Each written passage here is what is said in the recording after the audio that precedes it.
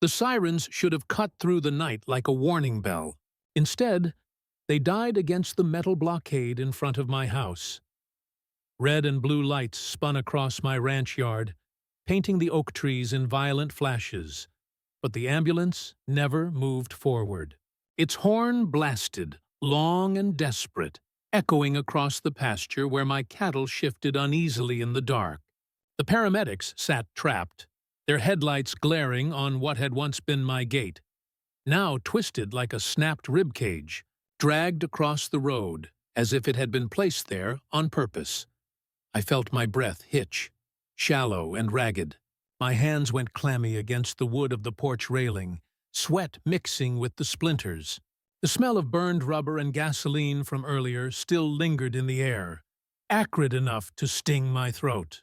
Somewhere behind me, my wife was shouting for me to do something, but all I could do was stare at the standoff unfolding in my own driveway. The cops arrived next. Their cruisers lined up behind the ambulance, spotlights flooding my land like an interrogation. I braced myself for the usual routine: questions, suspicion, another lecture about complying with HOA regulations. But then something strange happened. The officers stepped out. They didn't come for me. They saluted. Not to me, to her. From the shadows of her pristine SUV, Karen emerged like she was walking onto a stage. Her pearl-white blouse caught the spinning lights, almost glowing. She adjusted her sunglasses at midnight, as if the chaos she'd orchestrated required shielding her eyes. And the worst part? The neighbors were there too, huddled at the end of the road, whispering, nodding, some even clapping softly like she'd just scored another victory in a game I didn't even know I'd signed up for. The rage in my chest roared, but my body betrayed me. I stood frozen, jaw locked, stomach twisting, ears ringing with the paramedics' horns still blaring in the background. Every nerve screamed to move, to yell, to rip that smug smile off her face. Instead, I watched her point one manicured finger at me, mouthing words I couldn't hear, but understood all the same. This is your fault. The scene stretched in slow motion. The ambulance driver leaned on the horn again, but his partner threw open the back doors. I caught a glimpse of a stretcher inside. Someone's life hanging in the balance. Every second mattered. Yet here we were, frozen in some bizarre suburban power play. Karen stepped closer to the barricade of my own destroyed gate, heels clicking against the asphalt like the tick of a clock counting down. She didn't touch the twisted metal. She simply looked at it, then looked at me, like a chess player savoring the moment before declaring checkmate. One of the officers muttered something into his radio. Another shook his head at me. Not with sympathy, but with warning. I could read it in his eyes. Don't push her. Don't make this worse. I wanted to scream. To run down there and yank the wreckage aside myself. To demand the police do their job instead of bending to her theatrics. But my feet stayed nailed to the porch, as if Karen's shadow alone carried enough weight to pin me in place. The neighbors were recording. I could see the faint glow of phone screens, blue and unblinking. This wasn't an emergency scene to them. This was entertainment. Another episode in the ongoing saga of Karen versus me. The rancher who wouldn't bow. The horn stopped suddenly. The silence that followed was even worse. For a moment, the only sounds were the restless shifting of cattle and the faint chirp of crickets. Then Karen spoke, her voice carrying effortlessly over the still air. This wouldn't have happened if you followed the rules. She didn't shout. She didn't need to. Her tone was calm, practiced, dripping with condescension. She turned slightly so her voice would reach the crowd of neighbors watching. The HOA has regulations for a reason. Safety, order, community. Community. The word burned in my ears. Was this what community meant now? A woman twisting the law into a personal weapon while people nodded like disciples? The officers didn't contradict her. The paramedics didn't move. And I, God help me, I stayed frozen. My body betrayed me, but my mind didn't. Inside, a storm brewed. Every humiliation, every fine, every whisper behind my back. It all converged in that single frozen moment. My fists clenched tight enough that my nails dug crescents into my palms. I wanted to speak, to shout, but my throat locked. The words I needed sat like stones on my tongue. Karen gave the smallest nod, and one of the officers stepped forward to start directing traffic. Not to move the ambulance through. No, to back the vehicles up, to clear the scene, to end it as if this were nothing more than a traffic inconvenience. The stretcher disappeared back inside. The doors shut with a hollow slam, and the paramedics had no choice but to reverse, red and blue lights fading into the distance. A life had been delayed, maybe even lost, because of her game. And still, people clapped. That was when the chill hit me. Not from the night air, but from the realization that this wasn't just about me anymore. She had crossed a line. She was willing to endanger lives, to manipulate police, to turn neighbors into pawns, all for control. Karen tilted her chin toward me one last time, her smile slow and venomous, before slipping back into her SUV. The headlights washed over me as she turned, illuminating the dust and splinters of my ruined gate. Then she was gone, leaving only silence, and the heavy weight of every pair of eyes still fixed on me. I didn't move. Not until the last car disappeared. Not until the last whisper died away. Then, and only then, did I breathe. That night froze me. It froze the part of me that had believed rules were fair, that neighbors cared, that decency still had a place here. It froze the man I had been before Karen started her campaign. The man who thought he could shrug off her petty fines and power trips. Because what she did that night wasn't petty. It was calculated. And as I stood alone on that porch, splinters in my palms and bile in my throat, I realized something that sent another chill down my spine. This was only Act 1. To understand how I ended up here, you need to know what Karen had already done to us. Karen didn't attack all at once. She started with small things, the kind that made you question your own sanity. At first, I almost admired the craft of it. The way she could lace poison into a smile, or slip a threat into a compliment so smoothly, you wondered if you had imagined it. That was her specialty, making you doubt yourself while she tightened the noose 1 inch at a time. Back then, before it all spiraled, my mornings were simple. The sun would break over the pasture, spilling gold across the fields where the cattle grazed. My boots crunched over dewy grass as I carried feed buckets, the air rich with the smell of hay and earth. Out here, the world was quiet. No office chatter, no traffic, just the steady rhythm of ranch life. My wife would bring out coffee, the steam curling in the cool air. And for those few moments, I felt like the richest man alive. Peace. That's what the ranch was supposed to be. And maybe that's why Karen hated it, because peace doesn't need permission. The first time I noticed her eyes on me was a Tuesday morning. She wasn't driving through or delivering a notice. She was just standing at the edge of her yard, pruning roses that didn't need pruning. She waved when I looked up. "Too sweet. Too long. Lovely morning," she called, voice floating across the fence line. I waved back, hesitant. "Sure is." Her smile widened just enough to show teeth. "You know, I've been meaning to ask. Is that gate of yours always closed?" "It's a ranch," I answered. "Gotta keep the cattle in." She tilted her head, as if I'd just confessed a crime. "Oh, of course, cattle. Right." Then, softer, almost to herself. "Interesting."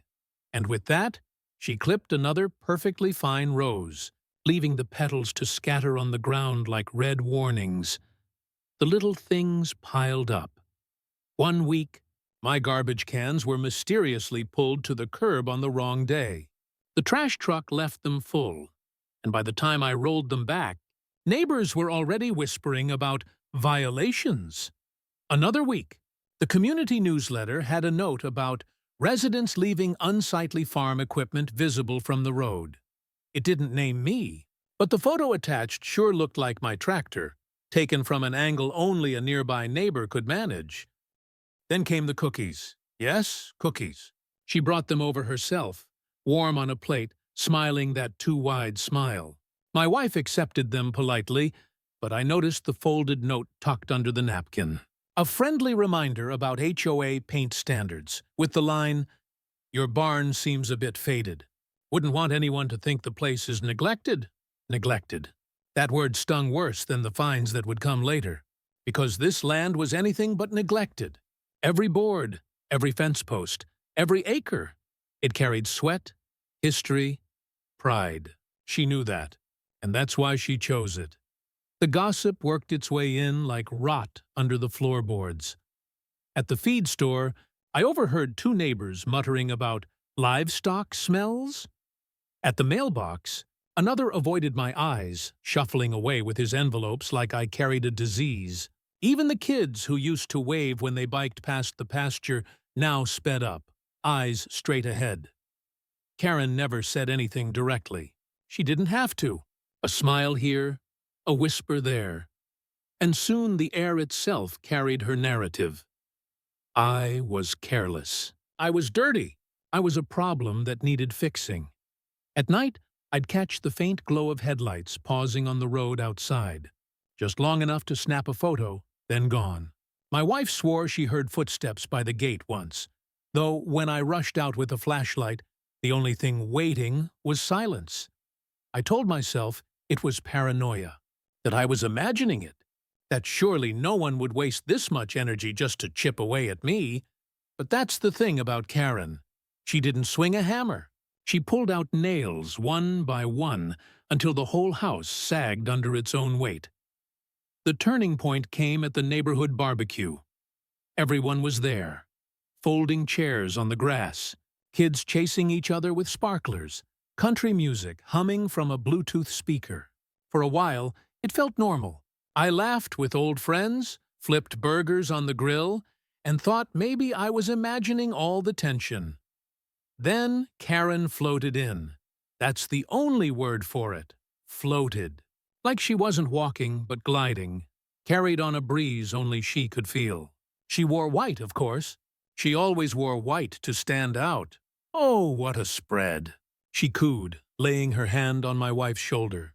You really do try so hard to keep up. The words were sugar. The tone was venom. Later, as dusk settled, I overheard her speaking to a cluster of neighbors near the lemonade table. She wasn't whispering. She wanted me to hear. It's just concerning, she said, shaking her head in mock sympathy. So much heavy equipment left out, livestock smells carrying into the cul-de-sac. And that gate, always locked. Doesn't exactly welcome community access, does it?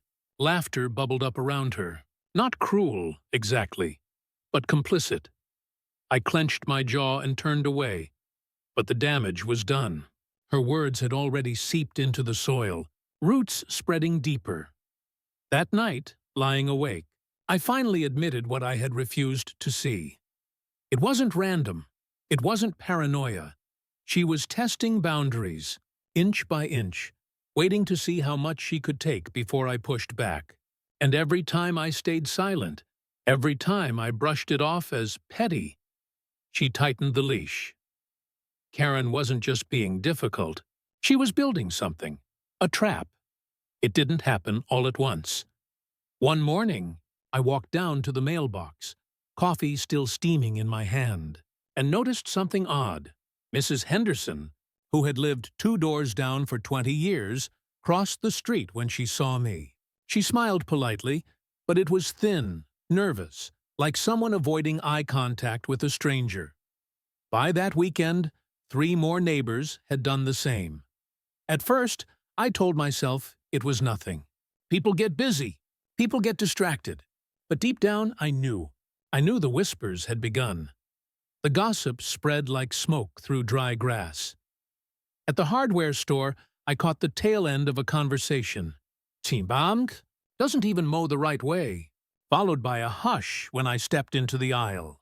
At church, I saw heads tilt toward each other, voices dropping as I passed. Even the mailman started leaving my letters at the very edge of the box, as if afraid to linger. Karen never said a word to me directly. That wasn't her style. She planted seeds and let the neighborhood water them. The letters came next, slipped into my mailbox with no return address.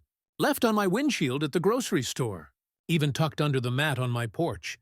They weren't threats, not in the direct sense, just concerns. Certain odors have been noted by multiple residents. Children are uncomfortable biking near your gate at night.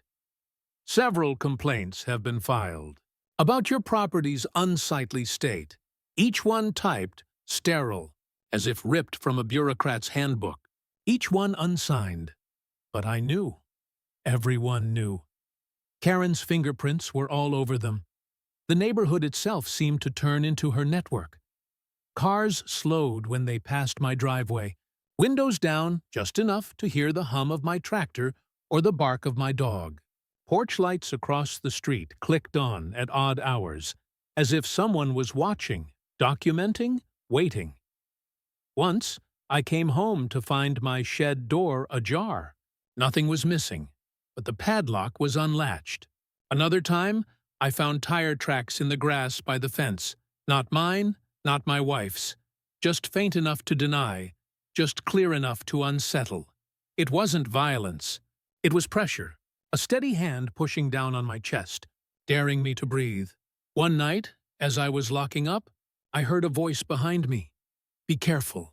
I spun, flashlight cutting through the dark, and found Mr. Daniels, the old Vietnam vet who lived at the end of the road.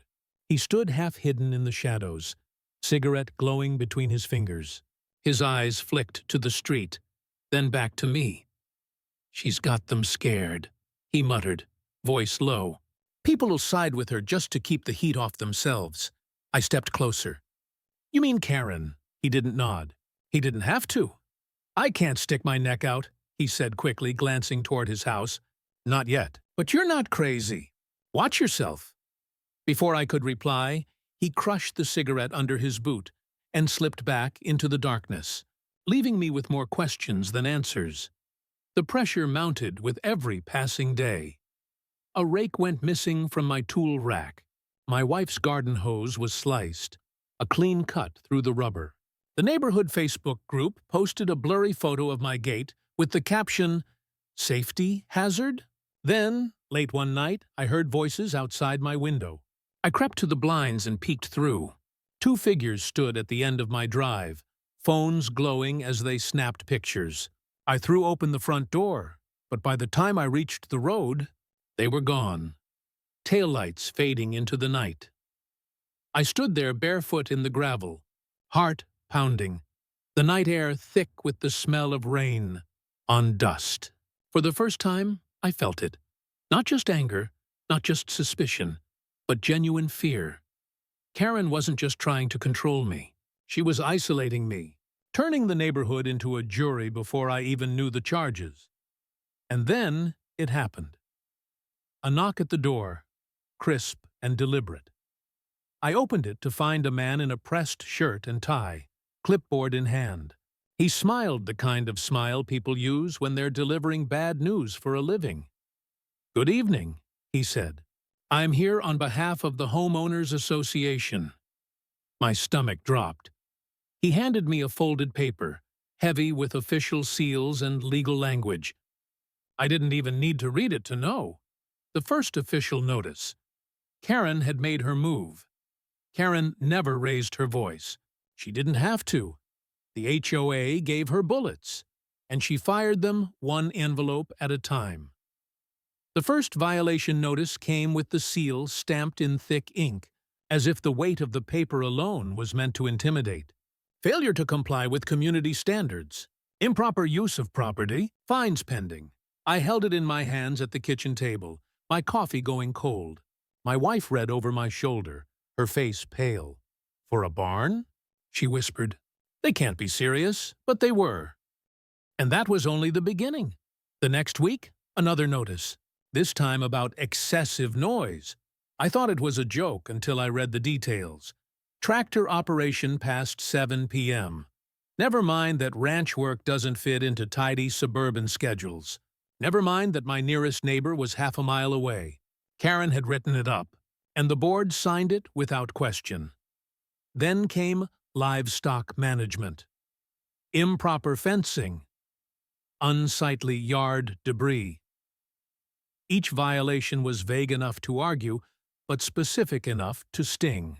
And with each one came a fine, stacking like bricks in a wall she was building around me.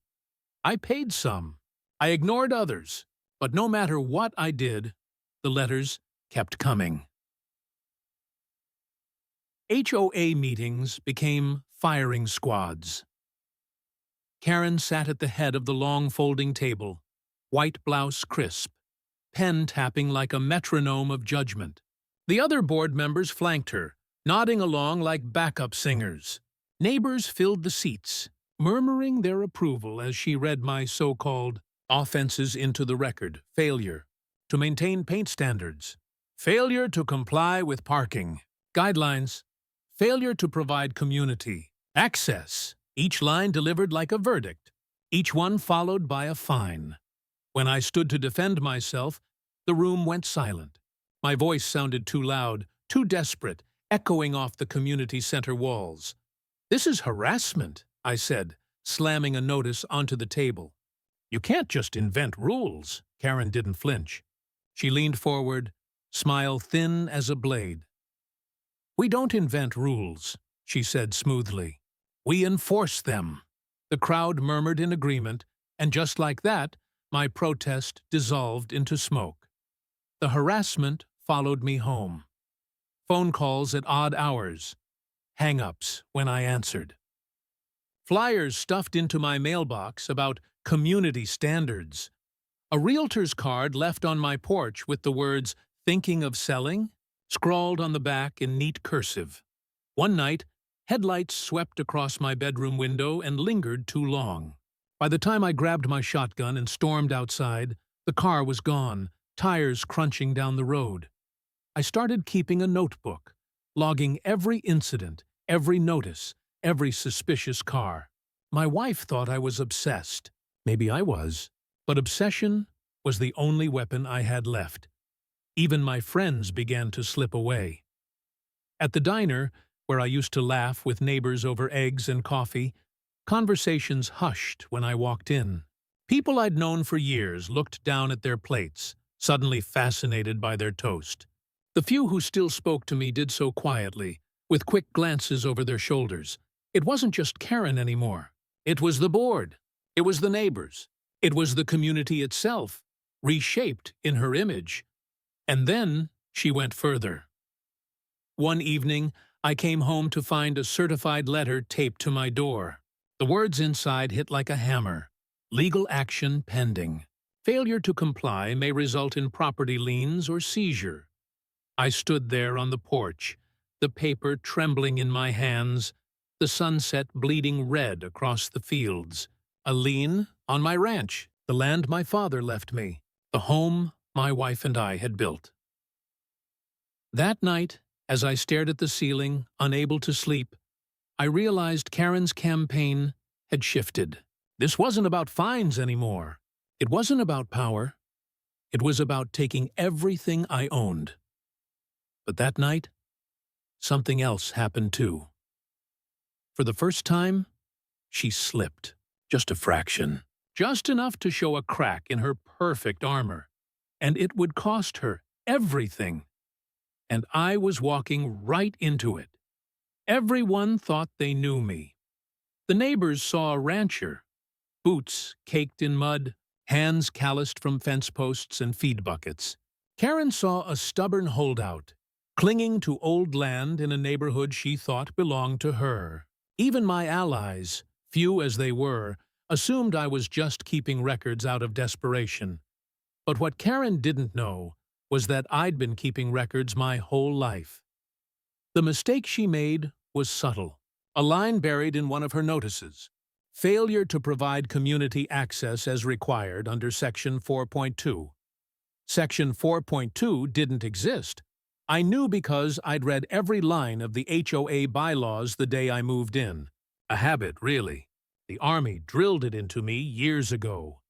Know the rules better than the people enforcing them. Whether it was a field manual, a contract, or an enemy's doctrine, the principle was the same. Knowledge wasn't just power. It was armor. So when Karen fired her fake regulation at me, she thought it was another bullet. To me, it was the first crack in her gun. That night, I spread every notice across the kitchen table. My wife hovered by the coffee pot, watching me with worry in her eyes. "You're obsessing again," she said softly. "Not obsessing," I muttered, circling sections with a red pen. "Building a case," she sighed. "Against Karen?" "Against all of them." The notebook I'd been keeping wasn't just scribbles anymore. It was a log. Dates, times, photos, copies of letters, even screenshots of Facebook posts before they were deleted.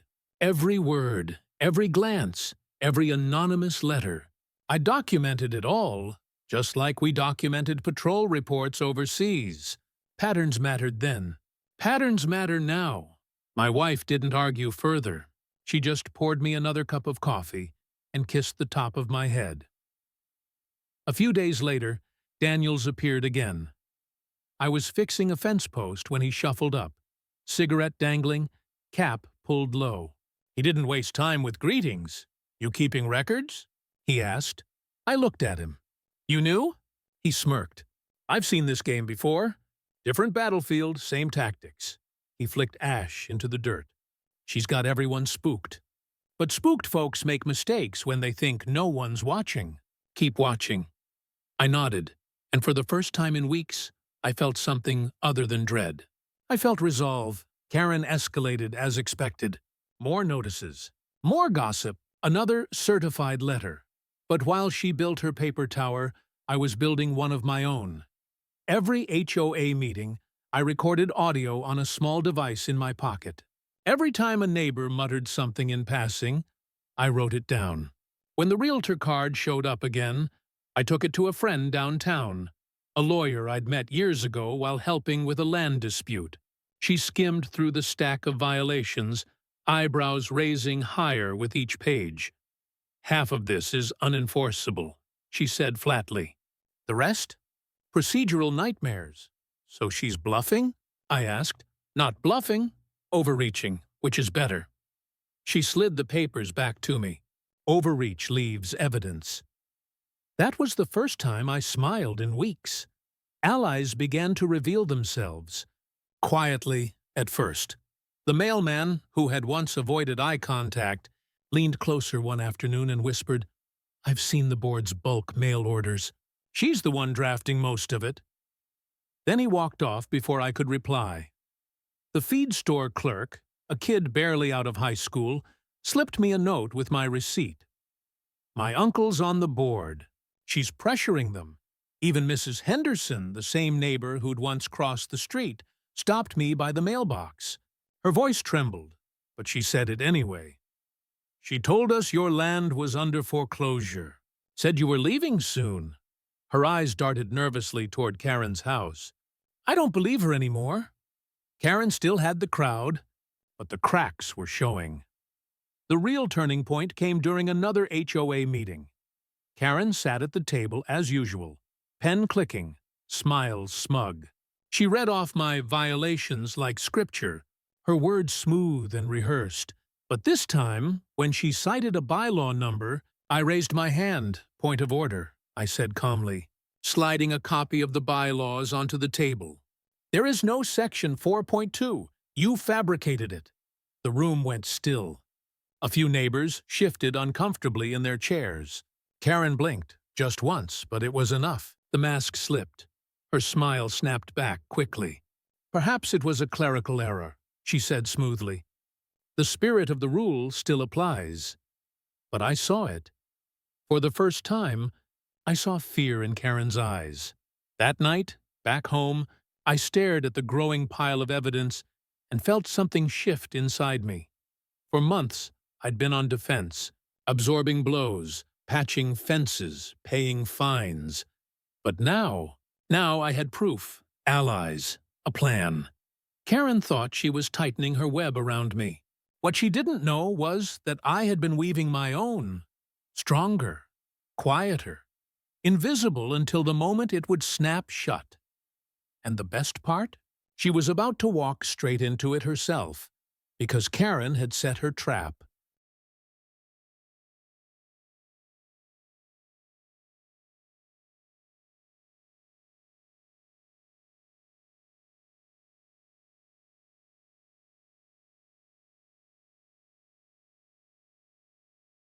But she had no idea I was setting mine. For the first time, I saw it. Fear in Karen's eyes. It was quick, a flicker, gone in an instant. But once you've been trained to notice tells, you never miss them again. The shift in her posture, the twitch in her smile, the sudden sheen of sweat under fluorescent lights. And from that moment I knew. The empire she had built wasn't made of stone. It was paper, thin, brittle, ready to burn. Karen doubled down, of course. Bullies always do. The week after I caught her inventing bylaws, I woke up to find 3 new violation notices nailed to my gate post, not tucked neatly in an envelope. Nailed, like a warning. Unauthorized modifications to fencing, improper equipment storage, non-compliance with paint requirements. The papers flapped in the wind, edges curling, nails glinting like little iron threats. I pulled them down slowly, folded them, and placed them in my binder. Evidence. At the diner, something new was happening. Whispers had changed tone. Where before there'd been avoidance, now there was curiosity. People glanced my way, then quickly back at Karen's little circle. Conversations no longer stopped dead when I entered. Instead, they hushed just enough that I could feel words buzzing about me like hornets. And when Daniel slid into the booth across from me, cigarette behind his ear, he didn't bother lowering his voice. "You got her rattled," he said. Almost proud, I sipped my coffee. "One crack doesn't collapse a dam," Daniel smirked. No, but cracks spread. More allies emerged. The mailman stopped pretending. He began handing me thick stacks of notices with a wink, whispering which ones came directly from Karen's typewriter. The young feed store clerk passed me a flash drive one afternoon. "HOA emails," he muttered. "My uncle didn't log out of his laptop, and the lawyer downtown called late one night." Her voice was sharp, urgent. "She's filed a false police report. Claims you threatened her. Problem for her is, I have the timestamp on your diner receipt. You weren't even home." I sat in silence, the phone pressed to my ear, the weight of it all sinking in.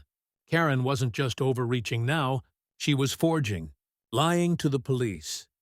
She thought she was tightening the noose, but all she was doing was leaving fingerprints on the rope.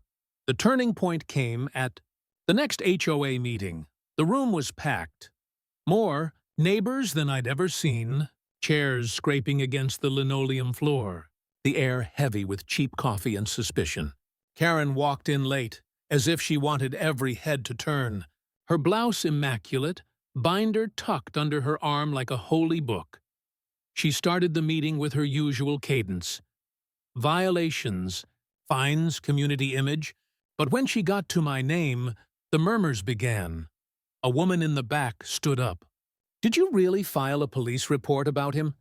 Karen froze, just for a second, before pasting on her smile. "For the safety of the community, I won't discuss." But the damage was done. The whispers grew louder. People exchanged looks. For the first time, they weren't nodding along with her. They were questioning. I didn't say a word. I didn't need to. That night, Daniels and I sat on my porch, the cicadas screaming in the dark. "You feel it?" he asked. "Feel what?" "The shift. People aren't buying it anymore." "She's lost the crowd." I leaned back in my chair, binder heavy on my lap. Losing the crowd isn't enough. She needs to lose everything. Daniels nodded, exhaling smoke into the night. Then it's time, so I prepared. I organized every log, every photo, every letter. I had recordings backed up on drives, copies of bylaws, time-stamped receipts, and sworn statements from allies who finally agreed to speak. I didn't sleep much those nights. Coffee kept me awake, but purpose kept me steady. Karen thought she was still in control, but the walls around her were already cracking, and she was too arrogant to notice. Then came her final mistake. Another notice. This one. Different. Bold. Aggressive. A demand that I cease livestock operations immediately or face immediate seizure of property. Immediate seizure. Daniels read it over my shoulder and laughed so hard he nearly fell off the porch. She just hung herself, he wheezed. He was right. The HOA had no authority to seize land. Not like that. Not ever. And Karen had put it in writing. I slid the notice into my binder, closed it slowly, and felt the weight of every page inside. The trap was set. The evidence was airtight. The allies were ready. Karen thought she was marching me into ruin. But really, she was walking herself straight into the reckoning. The hall was packed. Rows of folding chairs filled with neighbors, whispers rippling through the crowd like wind in dry grass. The smell of burnt coffee lingered, mingling with the sharp tang of cheap disinfectant. The fluorescent lights above hummed, casting everything in a cold, unforgiving glow. Karen stood at the front, her binder clutched to her chest, a queen preparing to address her court. Her white blouse was crisp, her hair immaculate. She wore that same tight smile, the one that had carried her through months of intimidation. To the casual eye, she looked untouchable. But I knew better. I could see the way her fingers twitched against the binder. I could hear the slight hitch in her breath when she caught sight of me walking in. My binder heavier than hers, Daniels trailing at my side. The trap was ready, and tonight she would step right into it. The meeting began as it always did. Roll call, minutes, perfunctory motions. Karen presided with practiced authority, her voice calm and condescending in equal measure. Then she pivoted. "Now, to the matter of non-compliance," she said, eyes gleaming. "We have one resident whose continued disregard for community standards cannot go unchecked." Every head turned toward me.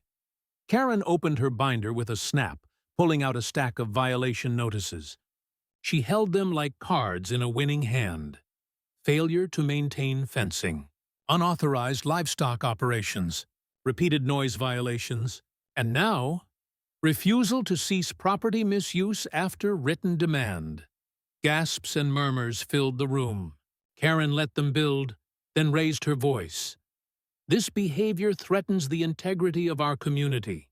It is my recommendation that the board pursue immediate legal seizure of the property."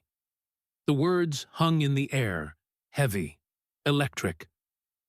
I rose slowly, binder in hand. The scrape of my chair echoed louder than I expected. My pulse thudded in my ears. "Point of order," I said, my voice steady. "The HOA does not have the authority to seize property." Karen's smile tightened. "The spirit of the bylaws allows—" I flipped open my binder and held up a page. "There is no Section 4.2. You fabricated it." A ripple ran through the room. Karen flushed, but recovered quickly. "Clerical oversight, nothing more." I set the page on the table, then laid down another, and another. Photos, letters, timestamps, recordings. My binder spread across the table like a deck of weapons. "Clerical oversight doesn't explain forged police reports," I said. I clicked a small recorder, and Karen's voice filled the hall. "He's unstable. Dangerous. You should file it immediately." Neighbors shifted uncomfortably, eyes darting between Karen and me. I placed another paper on the table, the notice demanding land seizure. "And this?" My voice rose, sharp as steel. This is not a clerical error. This is fraud. And it's signed in your handwriting. Karen's mask cracked. Her eyes darted. Her hands trembled.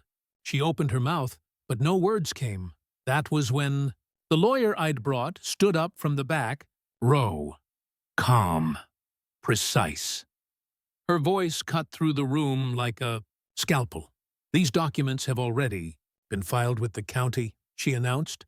This board is now under investigation for abuse of power and fraudulent activity. The hall erupted. Gasps, whispers, accusations. Chairs scraped back as neighbors stood, shouting questions. Karen tried to speak, but her voice was drowned out by the storm. "You lied to us," someone yelled. "You said his land was foreclosed," another shouted. "My fines, were they even real?" a woman cried. Karen's empire was collapsing in real time, crumbling under the weight of her own arrogance. I didn't shout. I didn't gloat. I just stood there, binder closed now, watching her world fall apart. Karen stumbled back from the table, her smile gone, her composure shattered. The other board members shifted uncomfortably, some muttering denials, others avoiding eye contact altogether. For months, she had used their fear as fuel. Now that fear was turning on her, Daniels leaned over to me, voice low. "Told you." Cracks spread. I allowed myself the smallest smile. The chaos swelled until Karen finally slammed her binder shut, her voice cracking. "This meeting is adjourned." But no one listened. The board scattered. Neighbors swarmed, demanding answers, waving their own notices, shouting over each other. And in the middle of it all, Karen stood frozen, her empire collapsing around her in seconds. I walked out quietly, binder under my arm, Daniels at my side. The night air outside was cool, crisp, clean. For the first time in months, I felt like I could breathe. Inside, Karen's voice rose, desperate, pleading, swallowed by the roar of the crowd. Her reckoning had come, and she never saw it coming. The silence after her downfall was louder than any of her threats. For months, my nights had been filled with the scratch of notices against the door, the rumble of cars idling too long outside, the whispers that followed me down the aisles of the diner. But now, the road outside my ranch was quiet. The mailbox held nothing but bills and catalogs. The only voices I heard were the ones I loved. It felt strange, too quiet almost. But it was peace, real peace. And I wasn't about to take it for granted. Karen's empire collapsed faster than anyone imagined. Within a week, 2 board members resigned, citing health reasons. Another claimed ignorance, though I'd seen his signature on half the notices. The county launched its investigation, and suddenly, those who had once nodded along with Karen's every word were scrambling to distance themselves from her. The fines? Voided. The violations? Dismissed. The threats? Gone. Shredded like the lies they were built on. As for Karen, she didn't step outside for days. Her perfect white blouse never appeared at the meetings again. Rumors spread, fines of her own, lawsuits, even talk of her house being listed for sale. The truth didn't matter anymore. What mattered was that her power was broken, her voice silenced. And for the first time in a long time, the neighborhood could breathe. It wasn't immediate, though. Trust takes longer to rebuild than fear.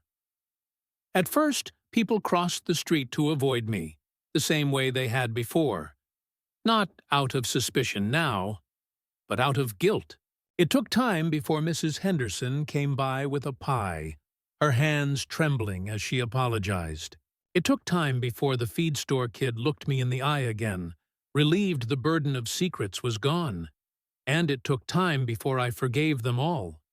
Because the truth is, Karen didn't build her empire alone.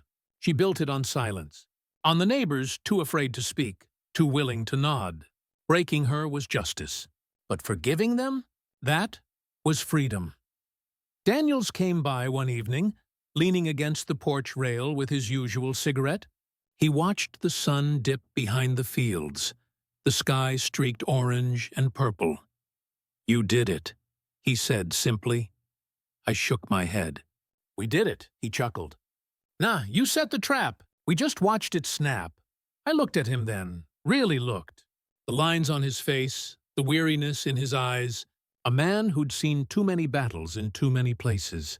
And I realized this fight, petty as it seemed compared to what we'd seen overseas, was still a battle worth winning.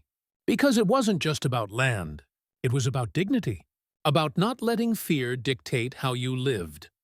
The land never looked so alive to me as it did in those weeks after.